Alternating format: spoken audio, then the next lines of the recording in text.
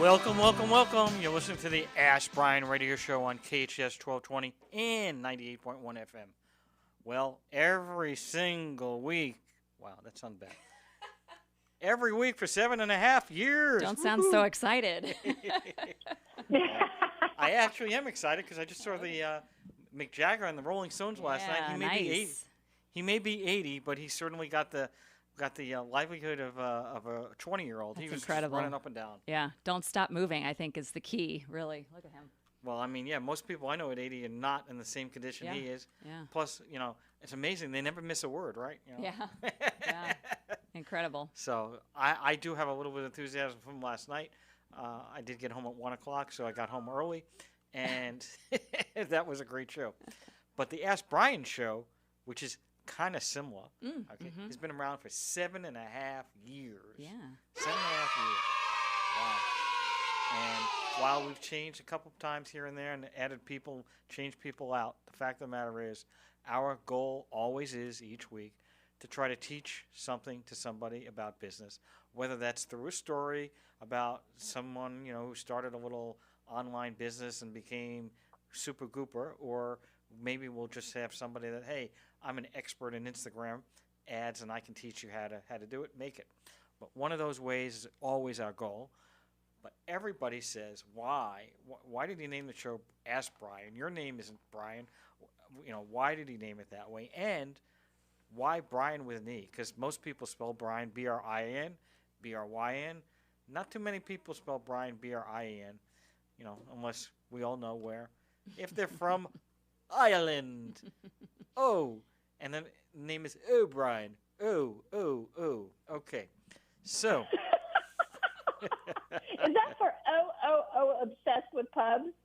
No, that's most people from Ireland are named O'Keefe, O'Brien, this, whatever. Oh, really? Oh. Oh, really? Okay. Yes. Oh, really?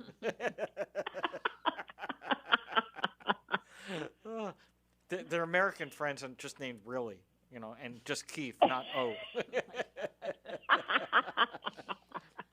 It's pretty good. I'll give you that. That was a delayed reaction to that was a good joke.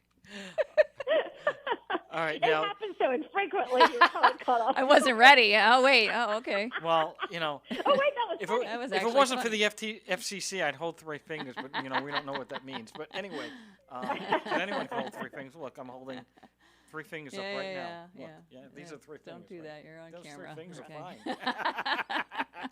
It's also the sign for what? Nanu from Mork and Mindy. Oh, is that? Yeah. I don't remember that. I mean, And I it's remember the show. I don't remember Also the. from Star Trek. Yeah, I know All that right, one. let's go. That's a different one. Now let's try to get a little bit on point and on focus before our guest says, what did my publicist get me into? Traci, as a resident expert with an E, explain to us why Brien is spelled with an E, since I'm not O'Brien and I'm not from Ireland. Well, we have several things about the E's that are very important to the Ask Brien radio show, but I would be fully remiss and just out of line if I didn't acknowledge our engineer, Jen, first and foremost. Thank you, as always, Traci. You are so welcome, and we appreciate you so much.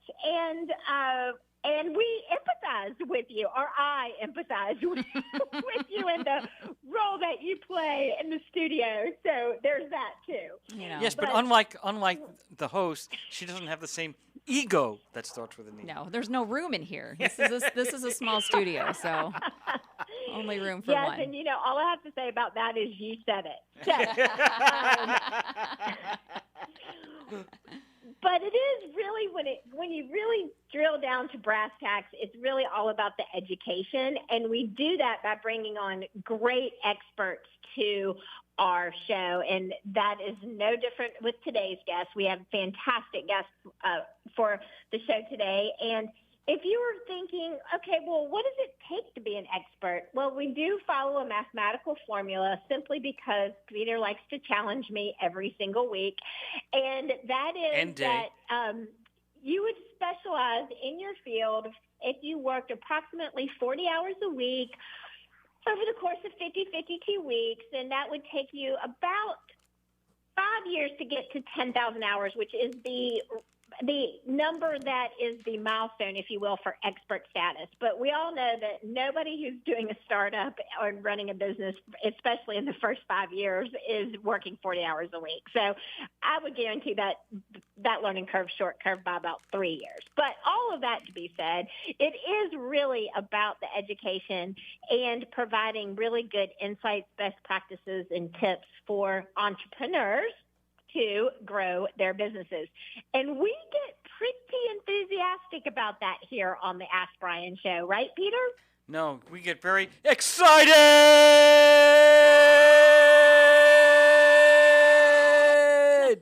Thank you, Sam Kinson. Yes, and then we get our eardrums busted, but... And you didn't even warn our guest. I tried to drown you out. It didn't work. I know that the engineer has always got our backs, but some things are just beyond her control. So, and again, we have empathy for you, Jen. Today's a double empathy day. That's setting the tone. I'm kind of scared. I have no clue what that means, but it sounds good. Yeah, I know. That's why we're scared.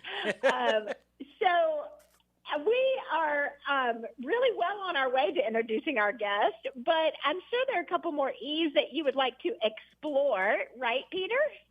Well, you've gone over quite a few, but I mean, I'm not sure that you did everyone. I mean, obviously, if you're an expert, you have experience, right? So that's a good one, right? And then also, I know that your favorite one is from that movie and the play, because it actually started out as a Broadway play, then became a movie. People may know that, with John Travolta and that girl. I can't remember her name. You remember her name, but I forget who she is. Doesn't really mean much to me.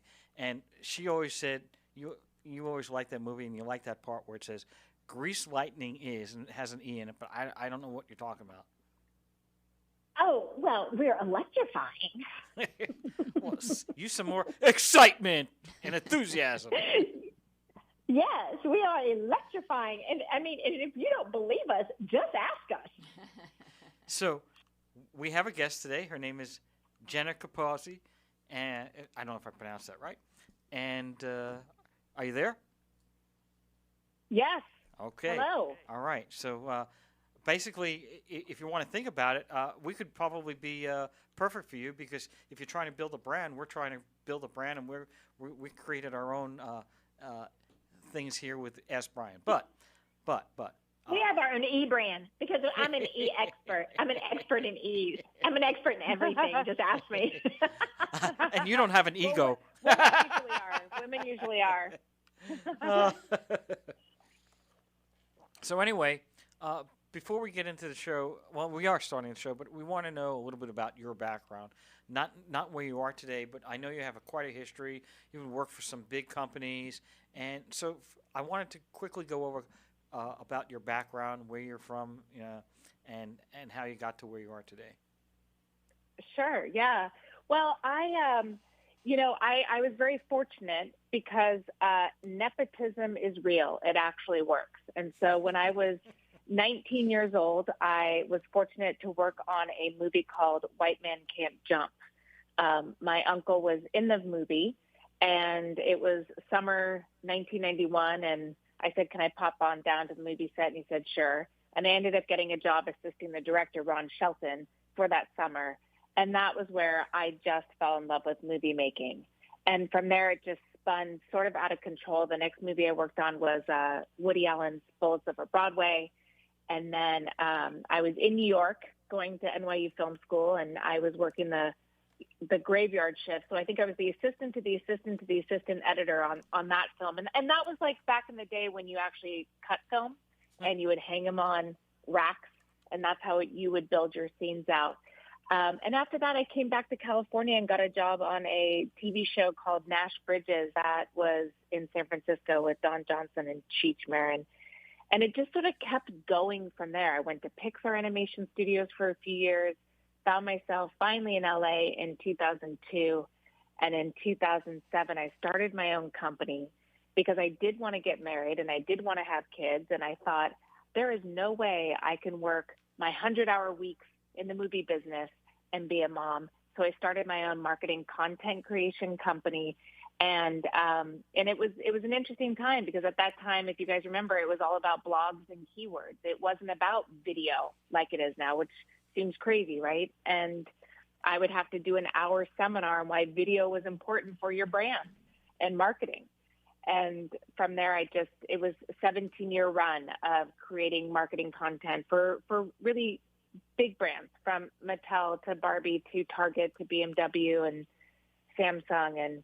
And so that was sort of that was my career. Now, when you started out, it was just yourself? Yeah. When I started my company? Yes, that's what I'm sorry. Yeah. So in 2007, I had a friend who's actually very well known now in the digital marketing world. You guys might have heard of him, Grant Cardone.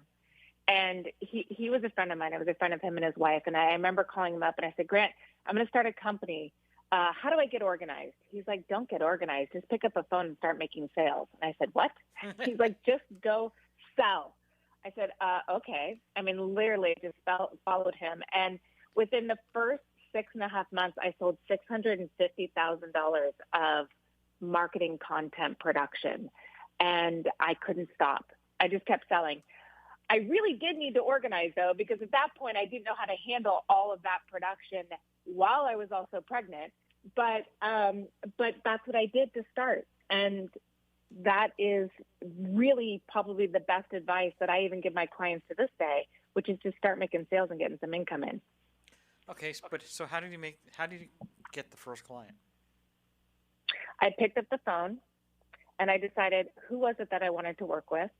I also took a look at who were my connections, because keep in mind, I already had about 12 years in Hollywood and as a producer. So I had some connections as far as brands because of merchandise branding and, in television, wanting to do commercials and advertising. I was very close to networks. And so my first client was Target. And Target had a community outreach program where every major corporation does, where they would have to reach out into the community and create some attention, and they need to spend their corporate dollars. And so I started making marketing films for them, like brand films, in order to gain the attention that they would need. And so that's how I started. And then from there, I just kept going with who is my next contact. And that's really how I guide my clients now. It's like the first pillar of marketing is start with some strategic partnerships. Who do you know? Who can you reach out to? Who can ask for help? Who can you help? And that's a really good way to get started. So you had a connection at Target. That was how you got through. So question I have is, after your connections ran out, because that goes to a certain level, but you cannot. That's right. Right. So I want to know the first client you got that wasn't the connection. Yeah. I have to see if I can remember now. I think it was a smaller company. I think it was a museum. And I literally I think I bought a list at the time. Granted, this was 2007. So I think I had bought a list, like a consumer list of like 2,000 phone numbers. Nobody I knew. And it was dialing for dollars. It was just calling and trying to get a hold of somebody and find out what were they doing for their marketing, what were they doing to advertise. My niche, or the companies I went for, were the companies that were doing anywhere from 2 to 8 million, because I knew that those companies couldn't afford an advertising agency. They couldn't afford an agency that would have like $100,000 monthly retainer, but yet they still needed help. So that was sort of the niche that I went for, was companies in that bracket where they could still afford my services, but they couldn't really afford the ad agencies. And were you providing the content yourself, or did you hire a team to do that? Yeah, so I basically, when I started, it was a one-woman show. The only area I did not know how to do was camera. So what would happen is a client would come aboard, and I would really take it from end to end. What product did they want to sell? What was the audience they wanted to serve? I would research it. I would then pitch a campaign. I would then sell them on the pitch. And then I would just take it from the inception of the idea to script writing, where I would hire a copywriter, to then filming, where I would get a cameraman to help me. And sometimes it was just me, the cameraman, and like maybe a sound guy if I was lucky. That's how it started. And then I would direct, I would produce, and I would edit. And I would deliver to my clients. Now, as I grew the company, I had a team of about 40, and I was able to luxuriously not do every hat, which was fantastic. And where I ended up in the company was really more creative producing. I directed for 10 years, but I didn't really love it. I really loved creative producing, which was taking the idea and story and selling the pitch and figuring out the market and what did they need and want, and be able to produce that in content with really great creatives and have that collaboration, and then give it to the client and teach them how to read their analytics and how to, market their product. So this is a little bit off target here, but I want to Sure. So what do you're calling up people, okay? Some people you knew, Yeah. some people you didn't know. What are the 3 things or things that you think you need to use in a pitch, on a cold pitch, or actually it doesn't even have to be a cold pitch. What do you say? Okay, Sure. I'm trying to sell widgets. I haven't been able to sell widgets. I've been trying to do it for the last 2 years. I hired an online marketing company. They can't sell my widgets. So how do you sell a widget? You know what a widget is. Yeah, well, the first, yeah. Well, it's interesting because now, I don't even take on clients. Now I coach and consult people, especially women leaders, and it's really the same thing. So if I was coming to you as your company, first of all, I would research you and I would research your competitors. So I knew what I was talking about. You really have to become a marketing detective. That's what I like to call it, and have a really high care factor. For every brand I worked with, I think if you were to survey them on what they really liked working with me, it was that care factor. I would treat it like it was my own business, but I would research your company, and I would research the industry and the landscape and who's doing it the best. And I would sort of benchmark others against you, which benchmarking is comparing your business to another business and trying to determine what is your differentiator. And then the most important step, which everybody misses, even to this day people miss it, except for big ad agencies that I've worked at, is I would survey the audience that you actually want to sell to. And I would find out from them what they thought, what were their pain points, what were their pleasure points, what problems are they trying to solve with your widget. And I would survey them, not with multiple choice, but survey them with short text so I can actually get what they're communicating and use their own words in whatever the ad copy or in the video or whatever it is that was, that I would create for my client. And then it's kind of a no-brainer. But that is, funny enough, that is absolutely the missing step for most marketing or advertising companies that aren't the big guys. It actually sounds like the E that we use all the time around here, called empathy. Because when you think about it, that's exactly what you're doing. You're trying to put yourself in their shoes to figure out their pain points, to try to help them out there, as well as trying to find out who they are and the whole caring part. That sounds like an empathy, pitch concept, not directly. But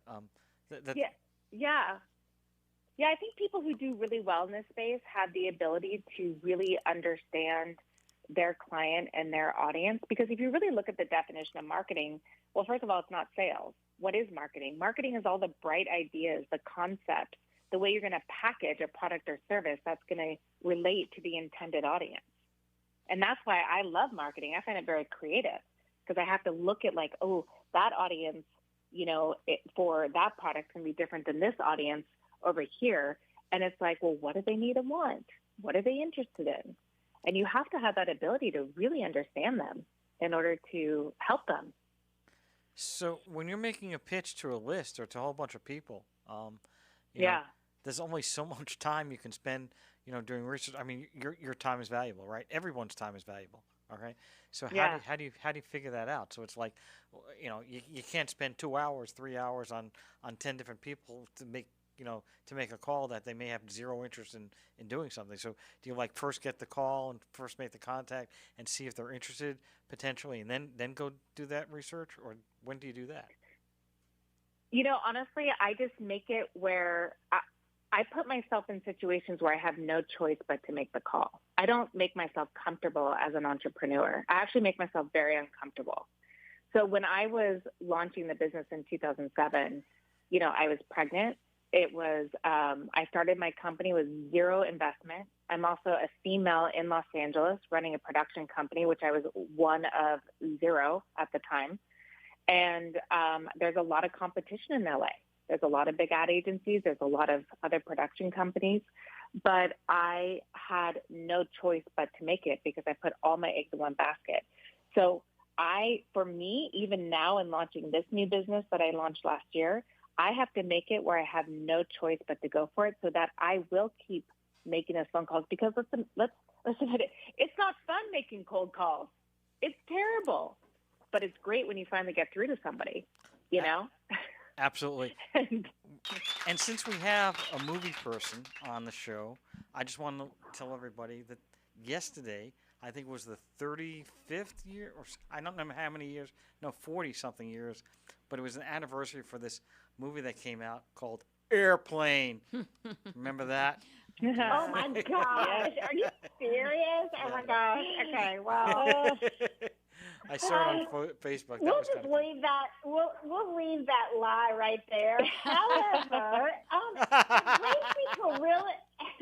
it brings me to a really good point, which I'm known for the pivot, and this is a stretch, but I'm going with it. So if I'm old enough to remember the movie Airplane, let's just say it's safe to say that I'm old enough to be in your target demographic of the women that you work with in your business. Would that be fair to say? Yes, that is very fair to say. Yep. And I love it because you focus on empowering women over 40. And I also love that one of the monikers for your branding is that, it's never too late, right, to live that big dream. And so tell me about what made you decide to focus in that area and what have been some of the benefits from that? Yeah, absolutely. Well, as a marketer, the smart thing out of the gate, the smart thing to do is to look at your lowest hanging fruit. Who do you relate to the most? And about a year ago, I was on my way to a very lucrative client, and I found myself completely bored out of my mind. Like, here I am doing the same thing I've been doing, and I don't really know what sort of effect I am creating or what change I'm contributing to. And I thought, I'm 51 years old. How am I going to create the next 50 years? What do I want to do? I feel like I've been a hustler.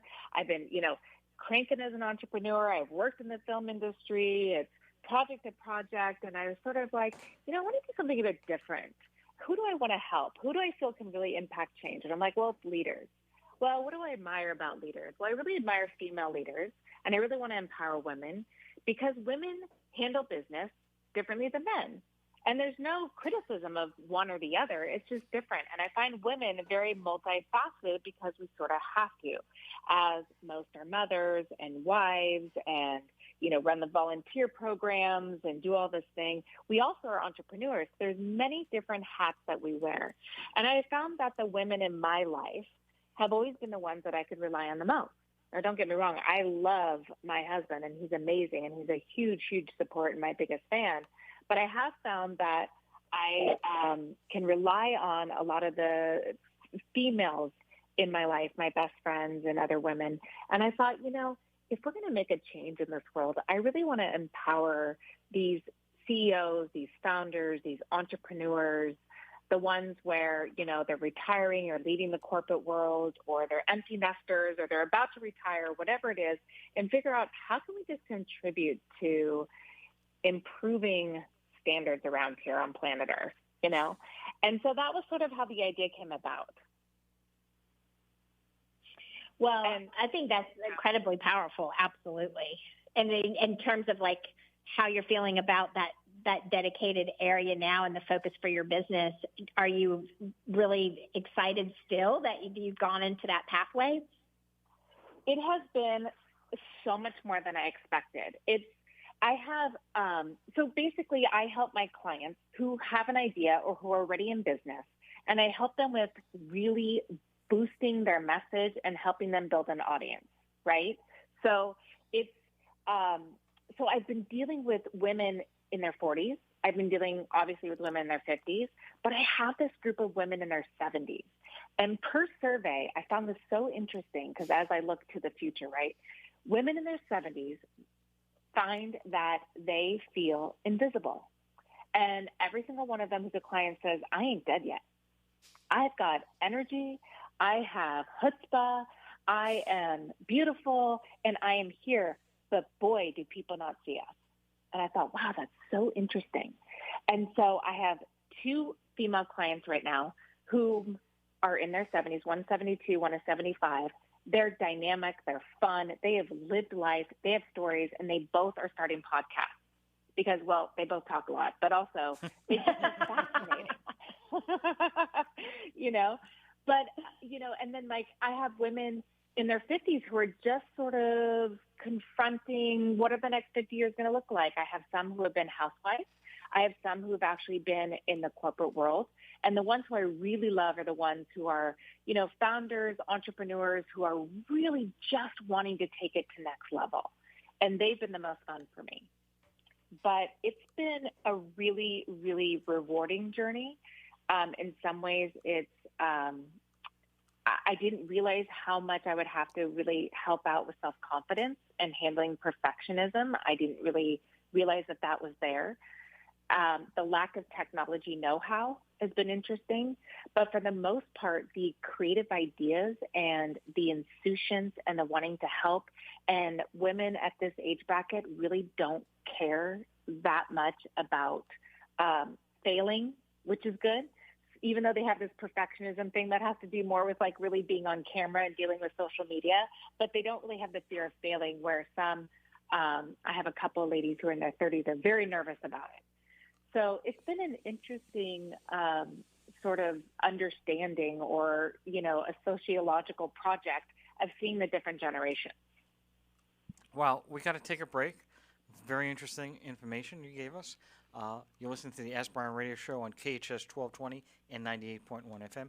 And now a word from our sponsor. Well, it seems Jen. like this was made for what Jenna's talking about. LegalSteps.com, LegalStepz, that's with a Z.com.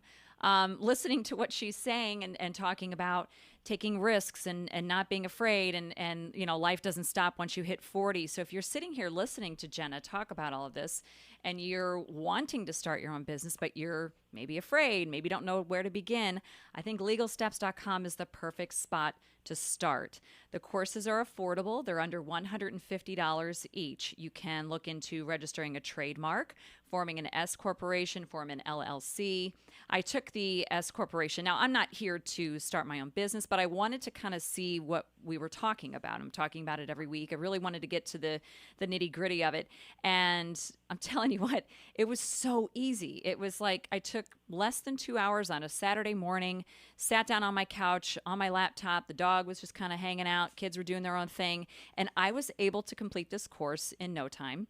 I loved it because I could see what the expert on screen was talking about. So it was like a picture-in-picture kind of. I could see his screen and obviously also work on my own screen. And I knew that, okay, I'm answering this question the right way.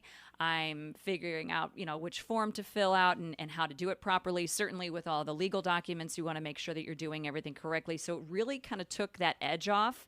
It helped me not be so nervous, not be so afraid to like, okay, let's try this. Let's check this out, because I knew I was in good hands.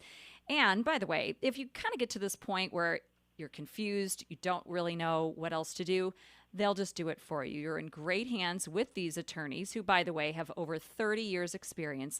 So you know that that you're working with people who are very much experienced, very professional, and can probably just do this in their sleep, really. So check it out. Oh, the other thing I thought was really great, too, besides the screen and the fact that it is an online course, you can pause it, you can rewind it, you can work at your own pace. Everybody's busy. You have your own life. You have stuff going on. You don't have to, like, commit to a certain time specifically. Work at your own pace and get ahead with Legal Steps. It's LegalStepz.com. Wow. Thanks, Jen. You're welcome. All right. And now back to the show. Da-da-da-da-da. Boom. Oh, my goodness. You just create your own sound effects whenever needed. Well, listen, I'm the guy in Taxi. Remember the TV show Taxi? I mean, he made his own sounds. With every question that you have, even though we're embracing our age today, which I love and I'm very enthusiastic about, but let's just not keep pointing it out if you don't mind.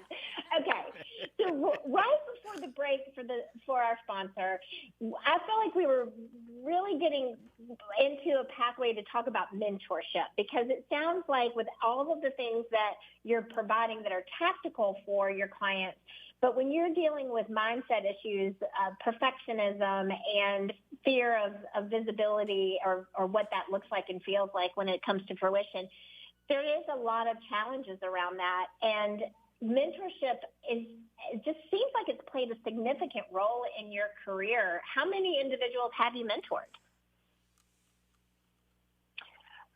Well, I just launched in November. So with this recent one, it's been about 38 women. But prior to that, honestly, through my years in Hollywood, as being a young female in Hollywood and surviving all that, I've always spoken on panels and I've always mentored and helped people. And when I calculated the number of people, it comes out to almost 900 people. Isn't that crazy? That I've crazy good. Helped.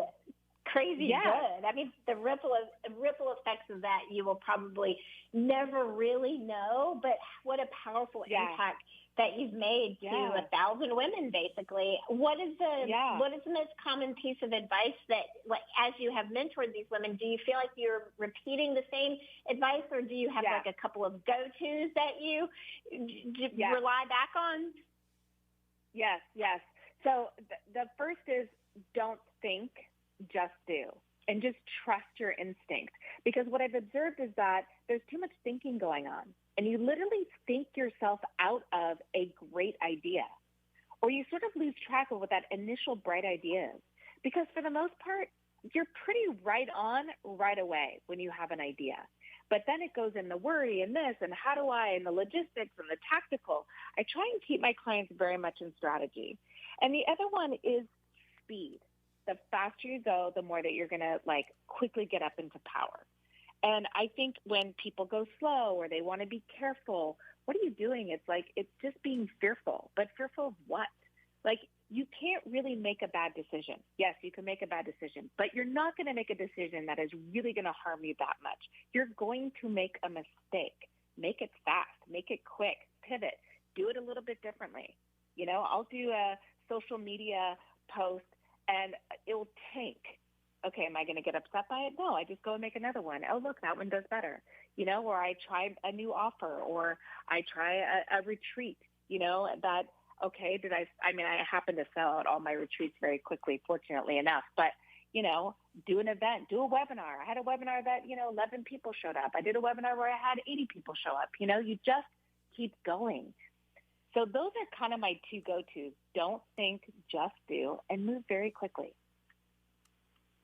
And I will say, just my own observation from my own personal experience, that the biggest obstacles to moving quickly is perfectionism. There's no doubt about it. Yes. It's the fear of failing and the fear of being seen keeps you from being seen. Yes, and you will fail. That's pretty much the thing I tell the ladies out of the gate. You know, I was a pro athlete when I was younger. I actually played on the U.S. soccer team when I was 16 and got to tour around all through Europe. And there's something I share with my ladies about that, because I failed many, many, many times under major pressure. And I just apply that same thing to entrepreneurship. You are not going to get it right out of the gate. You will fail more than you won't. But you don't know until you try, which is the oldest advice. We see it on the internet every single day. We see it in the mindset. But I think where my group of women do really well, and this might be, real for you as true for you as well, is that they have me. So like I have my ladies that will call me, be like, hey, I just had this idea about doing blah, blah, blah, blah, blah. And I'm like, yeah, I think that's a great idea. And then they have the confidence to just go. And I think that's where the power of a mentorship comes in. Because as a mentor, it's a little bit different from a coach. Yes, I do guide them, but I'm more just like being that person for them to just chime a bright idea off of. And I think that's something that's missing for all of us as entrepreneurs. That's why it does feel very lonely. And that is the benefit of having a mentor or having a group, which is what I do create with my ladies. I create this community so that we have each other to bounce ideas off, to survey each other, to find out, to have a laugh together. Because I think if we take it too seriously, there's going to be problems. Traci, you're on. Yeah. You say that in such a lawyer way that it made me feel a little nervous for a second. Like, Traci. Don't worry, the court reporter will be taking down every word you say. And so will the transcriptionist for the podcast episode, but I'm not intimidated by that.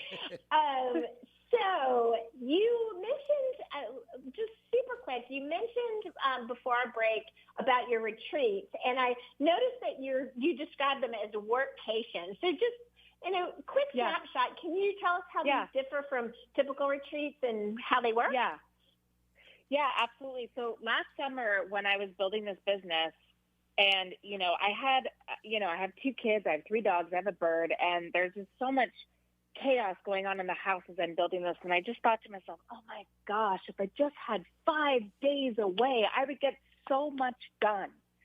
And then I had a bright idea. And so I started surveying women my age going, if you had 5 days away to just finish a product or get something done or have a thought that was interrupted, would you like it? And the answer was yes.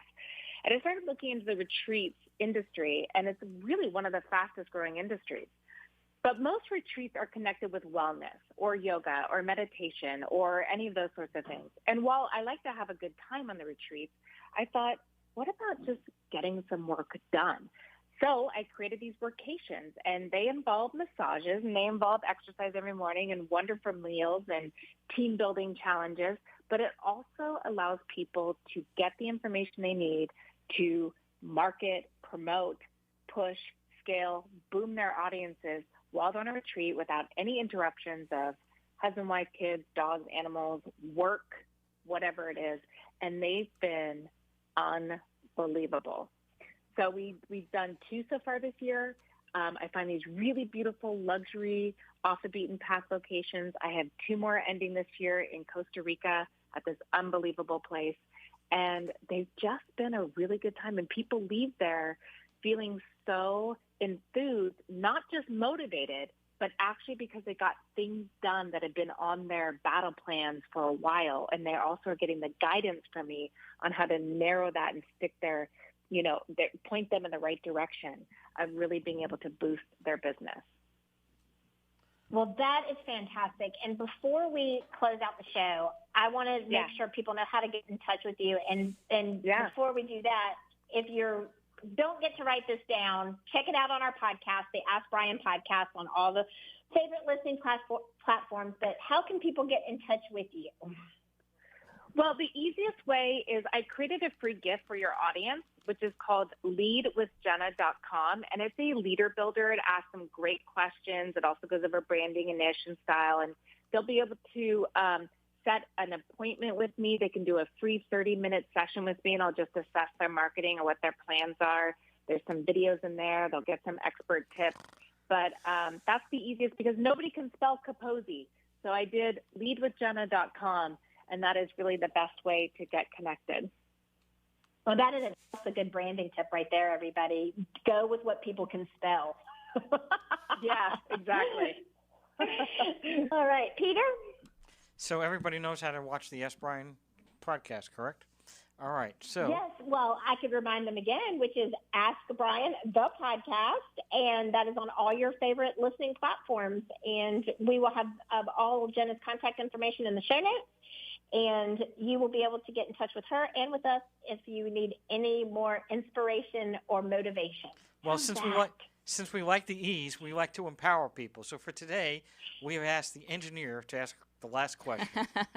Well, it's not really so much of a question, Jenna. It's just an observation. I love the fact that you are focusing mostly on women over 40. And I find that interesting because I myself am a woman well into my 40s, and recently I kind of came to my own as well. And it would have been great to have someone like you kind of help me get to this point. I, was a stay-at-home mom with 2 kids and the dog, and wasn't really finding any joy in the day-to-day. And luckily I came across this awesome radio station, and this has really kind of helped me propel. But it would have been great to have someone kind of guide me, like, where do I go? What do I don't have a business already established. Yeah. I'm brand new. So I appreciate that you are angling that for women in their 40s who might feel like, time has already passed them by. Yeah, absolutely. It's the next chapter. We've done our job of helping to create the next generation, and it's sort of like, well, let's just take it to the next level and become leaders. And that's really the type of ladies I'm helping, ones who want to go out there and make a difference. Yeah, it's great. And I joke to my husband too, like, hey, I enjoy being a mom, but there's more to life than just making peanut butter and jelly sandwiches all the time for these kids. So you need something that's yours. It's great. That's why they have That's why they have grilled cheese. Yeah, All right. Yeah. I love grilled cheese. All right. Well, thank you very much. Thank you. You're a great guest, and unfortunately, pass the tissue. It's a tear box thing. Yeah, All time's right. up. The show is over. All right. You listen to the Ask Brien show on KHTS AM 1220, 98.1 FM. Over and out. Till next week.